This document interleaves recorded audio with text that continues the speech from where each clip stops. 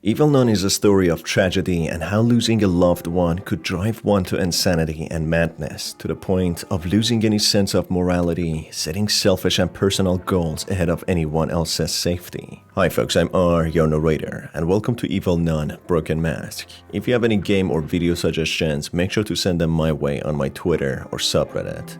Keep in mind that this video will have spoilers, and with that said, let's begin.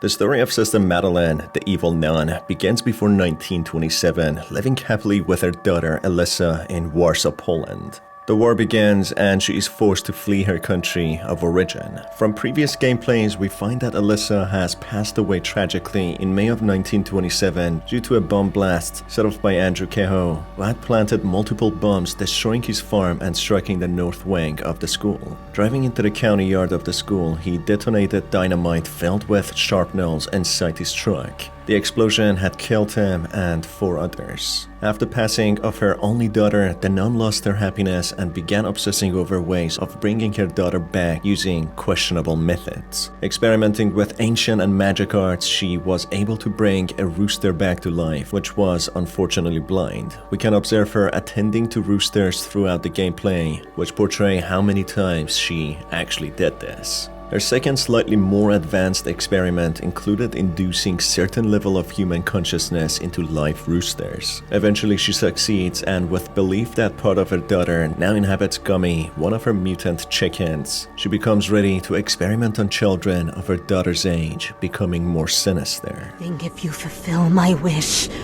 may Eliza enter the flesh of this human creature. Yeah! You're an ugly and evil nun. It seems that the spell has to be performed again. This is not the right child.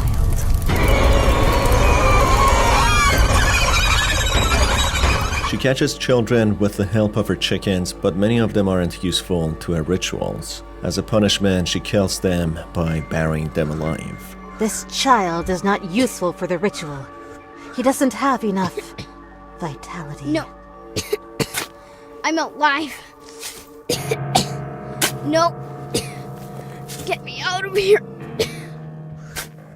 During each ritual, she sings a song which is perhaps a call out to demons and evil spirits to bring Alyssa back and let her possess the body of the intended child. In one of the rituals, it's a failure with the child being lit on fire, but that doesn't stop the evil nun from performing the ritual again and again until she brings Alyssa back. A mother driven to madness because the loss of her daughter. At the end of Evil Nun 2, she is confronted by Nazrat, a demon who makes her swear that she will serve him for another 40 years, and in return he would give her what she wishes, that is, her child being back. Without a moment of hesitation, the nun blindly agrees to his request, being impregnated with a child named Rod, who is a reincarnation of Alyssa. The nun can't thank the demon enough, claiming that it's a miracle, despite it being a sacrilege. It is all observed by the protagonist, William Bismarck, who becomes a blue-handed child. Unfortunately, the nun fails to obey all the rules from Nazrat, which changes her physical appearance and makes her more manic and insane than before.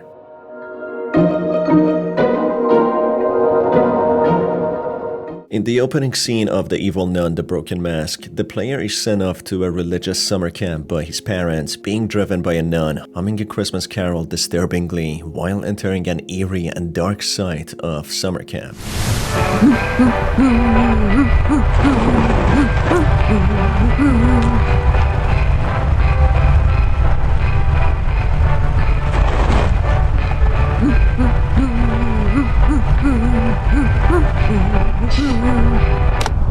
The protagonist is left on the side of a road and is faced with a grotesque-looking, mysterious man with blue hands and bright blue, otherworldly-looking eyes, staring blankly from the ticket booth. This is perhaps the child with the blue hands, the protagonist in the prequel Evil Nun 2, but all grown up now. As the protagonist approaches him, he puts his hands on the ticket booth as a sign of warning, with the protagonist turning around and seeing the demonic nun assaulting him. On day 1, the child wakes up in a bloodied room to the sound of humming, and the only objective becomes to escape the evil nun before it's too late. While exploring the rundown house, the child encounters mysterious notes claiming we are not the first ones to be deceived and promising to help us as long as we follow her advice till the end. The blue fluorescent handprint might be an indication the notes are left by a child with blue hands, or as of now, a mysterious man sitting in the ticket booth when we first arrived. Sister Madeleine has red eyes, destroyed skin, is tall and slender, and doesn't resemble a human she once was. That is because she has failed to obey Nazrat's rules, and she was therefore chastised, as we learned from the previous games. Each time the evil nun catches the protagonist, another day passes and the game resets itself, perhaps each day indicating a passage of time, and the longer we stay, the worse the outcome. We are prompted to look at the painting and follow its advice, with the painting being of a nun sitting near her desk with a book and a skull, which perhaps is a reference to the experiments she has conducted on the children in order to bring her daughter back. She is surrounded by a sea of redness, similar to her red bloodied eyes, and is being harpooned with a spear, indicating a long object we must find in order to defeat her. The red color has always been associated with evil and the nun with something pure and good. That perhaps leads us to the theory that we might be the ones that are sent there to end the nun and send her to hell where she belongs for her deprivation and sinfulness. The paintings in the house tell the protagonist where to go and what to look for. Once the player finds a crowbar on the ceiling of the room, we are able to get the cookie box, which hides the key to the main door inside.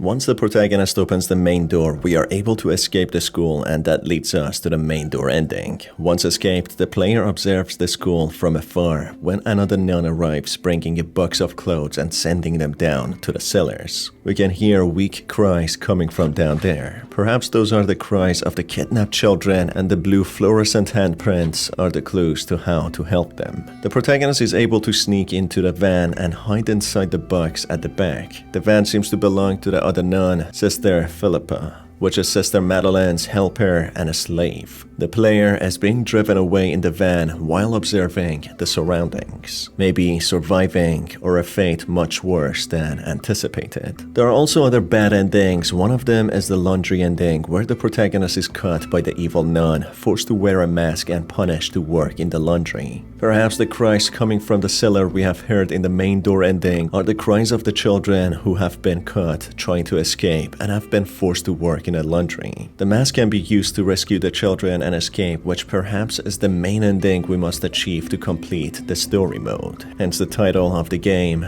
The Broken Mask. There is also a graveyard ending when the protagonist is chased by the evil nun, and when caught he is taken to the graveyard, put in a shallow grave and buried alive, which is perhaps a reference to the evil nun too, when the nun would bury children alive deemed futile to her ritual of bringing her daughter back. And that's it for this video, folks. If you enjoyed that, make sure to stay tuned for more by hitting on the subscribe button and the notification bell. It's been your host Star, and I will see you on the next one. Take care.